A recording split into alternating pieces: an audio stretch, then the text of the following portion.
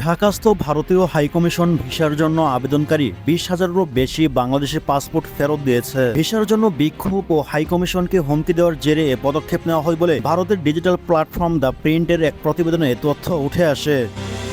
Indian high commission in Dhaka facing protests and threat returns 2000 visa applicants passport শিরোনামে রোববার প্রথম প্রতিবেদন প্রকাশ করে অনলাইন প্ল্যাটফর্ম দ্য প্রিন্ট।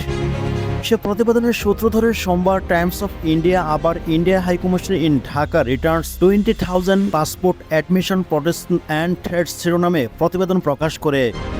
মূলত গত আগস্টে ছাত্র জনতার গণ আন্দোলনের মুখে বাংলাদেশের প্রধানমন্ত্রীর পদ থেকে শেখ হাসিনা পদত্যাগ করে ভারতে পালিয়ে যাবার পর থেকেই ভারতীয় হাইকমিশনে ভিসা পরিষেবা বন্ধ রয়েছে।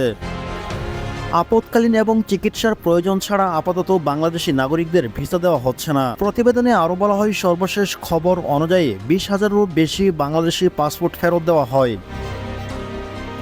এদিকে ঢাকায় ভারতীয় হাইকমিশনকে উদ্দেশ্য করে ব্যাপক বিক্ষোভ ও হুমকির পরিপ্রেক্ষিতে এ পদক্ষেপ নেওয়া হয়। মূলত বাংলাদেশি নাগরিকদের জন্য ভিসা পরিষেবাগুলো অনির্দিষ্টকালের জন্য স্থগিত করার ফলে এই পাসপোর্টগুলো ভারতীয় হাইকমিশনের তত্ত্বাবধানেই ছিল।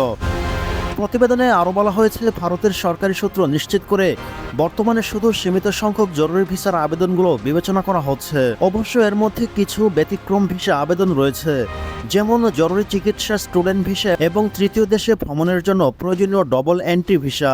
টিম টিআরসি হৃদয়ে ধারণ করে বাংলাদেশ। দ্য রিয়েল কনসালটেশন, স্বচ্ছ ভ্যাট আইনে দক্ষ ন্যায্য ভ্যাট প্রদানে। এতে বলা হয়, শেখ হাসিনা সরকার পতনের পর বিক্ষোভের জেরে বাংলাদেশে ভারতীয় ভিসা আবেদন কেন্দ্রগুলো অনেকাংশে বন্ধ করে দেওয়া হয়। তাই ভিসা আবেদনকারী অনেকের পাসপোর্ট ঢাকা ভারতীয় হাইকমিশনে ছিল। ভিসা সেবা বন্ধ থাকায় ক্ষুব্ধ আবেদনকারীদের অনেকেই ব্যাপকভাবে হাইকমিশনকে ইমেইল করে, এমনকি কিছু মেইলে ভাঙচুরের হুমকিও দেওয়া হয়। সেই সঙ্গে ভারতীয় ভিসা আবেদন কেন্দ্রের স্টাফদের নাজেহাল করা হয়েছে। ভিসা আবেদন কেন্দ্রগুলোর সদস্যরা নানা প্রশ্নবাণে জর্জরিত হচ্ছে এবং কি সোশ্যাল মিডিয়া প্ল্যাটফর্মগুলোতে জনগণের অসন্তোষ প্রকাশের স্থানে পরিণত হয়েছে। ক্ষুব্ধ ভিসা প্রার্থীরা সোশ্যাল মিডিয়ায় অভিযোগ জানানোর সময় তারা প্রায় হাইকমিশন ট্র্যাক ব্যবহার করেন। অবশ্যই ভারত বিদেশি পর্যটক ও দর্শনার্থীদের ভ্রমণের উল্লেখযোগ্য অবদান রেখেছে বাংলাদেশ। শুধু 2023 সালে প্রায় 16 লাখ বাংলাদেশি নাগরিককে ভিসা ইস্যু করেছিল ভারত। এর মধ্যে প্রায় 4.5 লাখ ভিসা ইস্যু করা হয়েছিল চিকিৎসার জন্য।